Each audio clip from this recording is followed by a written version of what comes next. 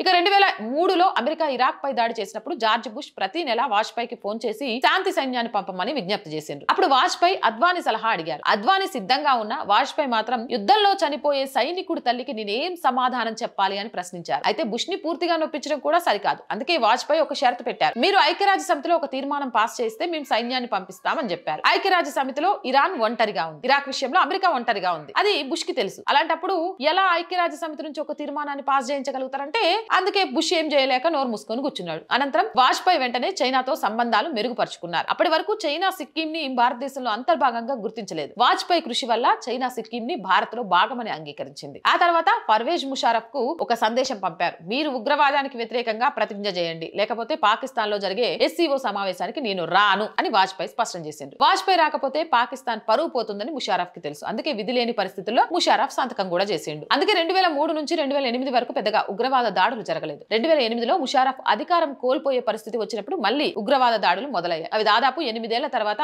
Surgical strikes వరకు కొనసాగాయి.